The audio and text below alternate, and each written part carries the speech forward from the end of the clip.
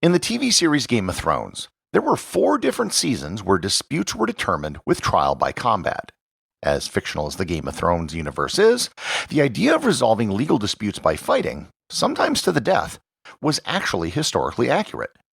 For centuries, trial by combat was a legitimate option for conflict resolution, and according to some theories, it might actually still technically exist today.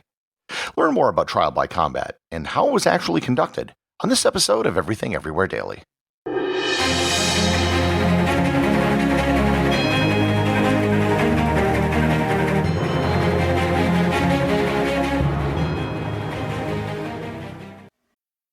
One day in the metaverse, urban planners will model traffic solutions to help decrease commute times. The metaverse may be virtual, but the impact will be real. Learn more at meta.com/metaverseimpact. As insane as it sounds, the idea of people fighting to determine guilt or innocence, aka the truth, was actually a thing at one time. Trial by combat, also known as a judicial duel, is an offshoot of something known as trial by ordeal. And trial by ordeal was actually common in many ancient cultures. It would consist of having to go through some unpleasant experience, usually involving fire or water. Examples of this could include walking over hot coals, grabbing an object out of a vat of boiling water, being submerged in water, or being forced to ingest poison. If the person could survive the ordeal or come out unscathed, they would be declared innocent. If there was an accuser, they would often be subject to the same ordeal if the accused passed. The legal theory behind a trial by ordeal in Christian Europe was that God would protect the innocent and invoke a miracle on their behalf. However, the idea of a trial by ordeal actually went all the way back to the Code of Hammurabi. The idea of trial by combat is basically an offshoot of this idea. Trial by combat actually didn't exist, as far as we know, in most ancient societies, including Rome, Babylon, Egypt, or even ancient Israel. The religious idea behind trial by combat was similar to that of trial by ordeal, but in particular it harkened to the Bible story of David and Goliath. If David could defeat a much larger Goliath in one-on-one combat, then God would allow the righteous party to win in any dispute. The European practice of trial by combat originated with ancient Germanic pagan tribes, including Vikings and other Nordic groups. It began before Christianity was introduced to the region as part of their warrior culture, and then later given a biblical justification for its practice. The earliest actual codified writings that allow for trial by combat date back to the Lex Alamanorum, Latin for the Law of the Al-Amani, which was a Germanic tribe in the early 8th century. The law described very formal rules for determining land disputes between neighbors. These Germanic traditions were codified by Otto the Great and Emperor Charlemagne with the creation of the Holy Roman Empire. Despite claiming to be the heirs of the Roman Empire and adopting many Roman laws and customs, they kept Germanic traditions to appease their Germanic subjects, and this included trial by combat. Here I should note that trial by combat is not the same thing as dueling. Dueling was a private affair, often illegal, which took place outside the confines of the law. Trial by combat was the law. It was done in public with the full sanction of the government, usually in lieu of a proper trial by a judge or jury. Via the Holy Roman Empire, the tradition of trial by combat spread throughout most of Western Europe. With the Norman conquest of England in 1066, it was brought to Britain. While trial by combat was an option, it wasn't necessarily something that was evoked very often. Despite its supposedly religious justifications, the Catholic Church was never a big supporter of trial by combat. At the Fourth Lateran Council in 1215, the Church basically washed their hands of the entire practice of judicial dueling. A year later, Pope Honorius III asked the Holy Roman Empire not to impose these Germanic traditions on new converts. Even the secular authorities weren't particularly thrilled by the idea of trial by combat.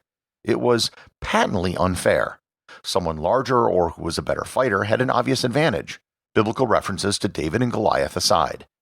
Someone rich could just hire the best champion or even buy up all the champions in an area to ensure that they would always win any contest. England got rid of trial by ordeal in 1219 and replaced it with trial by jury. Nonetheless, trial by combat remained on the books almost everywhere in Europe, even though it was discouraged and seldom used. And while it was seldom used, it was occasionally used. The most famous case of trial by combat occurred in 1386 in France. Jean de Carouge was a French knight who served in several campaigns against England. His wife was Marguerite de Thionville, who came from a wealthy family, and her father had fought against the King of France on 2 separate occasions. The marriage was a way for de Carouge to marry up and for Marguerite's father to show his loyalty to the crown. Marguerite was, by all contemporary accounts, also very beautiful. Despite, and in large part because of, his fighting on campaign for France, de Carouge had serious money problems.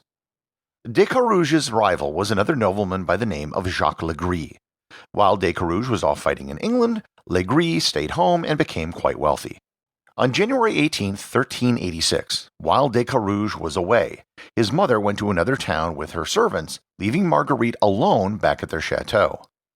Supposedly, Jacques Legris visited the chateau with one of his men, and Marguerite answered the door by herself, which was highly unusual for an upper-class woman of the time.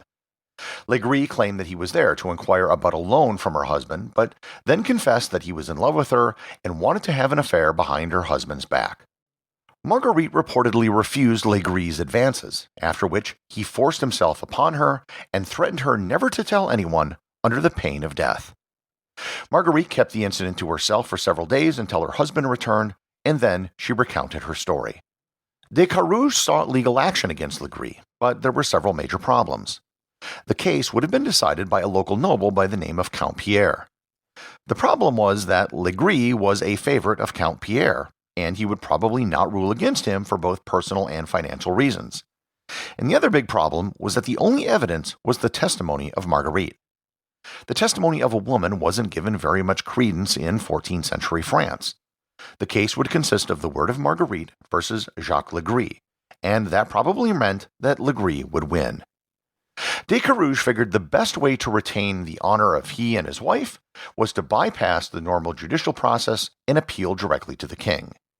He demanded to face Jacques Legris in judicial duel to determine the truth. This was a highly unusual request even in 1386. It was so unusual that it captured the attention of the French court and became the talk of all the French nobility. Each man went through a formal process of presenting their case before the king. Friends tried to convince Legris not to do this and to seek a trial before the church, but he was adamant about following through and made a counterclaim of his own, claiming that he had been defamed. After each side presented their case, November 27, 1386 was scheduled as the date they would fight to the death. This became a huge event for the entire city of Paris. Nobody had ever seen a judicial duel before, so there was no place that was set aside for such a contest, and there were no rules. The duel was becoming so popular that the king actually delayed it for a month because he wasn't going to be in Paris to attend. It was now scheduled for December 29th. Thousands of people showed up to watch the duel. This wasn't just a duel to the death between two men. If Legris won, that would have implied that his testimony was true and that Marguerite had lied. She would then be guilty of perjury and would have been burned at the stake immediately.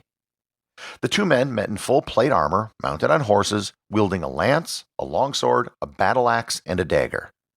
The king announced to the crowd that anyone who interfered would be executed, and that anyone who shouted during the fight would lose their hand. Legris was knighted before the fight so that they would be of equal rank while they fought. Both men charged each other 3 times on horseback until their lances broke. On foot, they killed each other's horses before attacking each other. De Carouge eventually managed to wrestle Legris to the ground and managed to beat the face mask off of his armor with his dagger. With the advantage, De Carouge demanded that Legris confess, but Legris was reported to have said, quote, "In the name of God and on the peril and damnation of my soul, I am innocent." End quote. At that point, Jean de Carouge thrust his dagger into Jacques Legris' neck, killing him instantly. In addition to clearing the name of him and his wife, the king also awarded him 1,000 francs and an annual stipend of 200 francs per year. It was one of the last judicial duels in French history. There were a few more cases of trial by combat. The last confirmed case in England was in 1446 when a servant actually killed his master in a fight. And there was another judicial duel that same year in Ireland, which was also the last in Ireland. I want to end this episode by providing you with a legal theory that some have presented, which makes the claim that trial by combat is still, technically, legal in the United States. Now, I should note that I'm not some fancy law-talking guy. I've never been to a law school, nor do I even watch courtroom dramas. I'm not presenting this as something that I believe, just something that I found really interesting. As I mentioned before, while trial by combat became extremely rare, it technically remained on the books in many countries. In 18th century Great Britain in particular, trial by combat was a part of British common law that had never formally been revoked. In fact, the last case of a trial by combat request being honored in the UK was in 1818. There was no fight because the accuser never showed up, but the request was honored by the court. When the United States became independent, they adopted British common law from that time, a system of common law that still allowed for trial by combat. Since the United States was founded, there has never been a law passed that has banned or even addressed the issue of trial by combat. Because, well, why would they? So the argument goes that because it was part of common law when the country was founded, and because it was never explicitly banned, trial by combat would still, technically, be legal in the United States. Now, again, I would not try pursuing this line of argument if you should ever appear before a court, unless you have a very cool judge who is also a very big Game of Thrones fan. This has actually been brought up in a court a handful of times over the years in the United States, usually half joking, and every time it was dismissed out of hand, usually because dueling is illegal. So, yes, trial by combat used to be a thing. It was never really practiced that often, and it was never really even supported by the powers that be at any time. Yet it did exist, and on rare occasions it was evoked. So if you ever see Game of Thrones or some other show where a legal matter is settled by fighting, know that it was based on an actual ancient legal principle. Everything Everywhere Daily is an Airwave Media podcast. The executive producer is Darcy Adams. The associate producers are Thor Thomsen and Peter Bennett. Today's Boostagram comes from MT Bracer over on the Fountain Podcast app. They write, "With this great department store episode, I am now caught up and can say I am a proud member of the Completionist Club. Where do I claim the key to the executive bathroom? I hope there is one. The part of the show that I lived was when you explained the reason for the perfume at the entrance in stores. It makes so much sense now. I love how you explain the little details like that we take for granted. It's those little nuggets that I deploy to amuse my friends and family. Thanks so much, Gary. Until tomorrow." Well, thank you, MT Bracer. The key to the Completionist Club headquarters will actually now be digital. You can actually use your smartphone to access the building. And when you're inside, make sure to wave your arms around every few minutes because the lights are hooked up to motion sensors. Remember, if you leave a review or send me a Boostagram, you too can have it read on the show. And also, don't forget about the show's new Facebook group. Just search for Everything Everywhere Daily on Facebook or click on the link in the show notes. I'll be posting a spoiler a day ahead of time on the Facebook group and the Discord server telling you what tomorrow's show will be.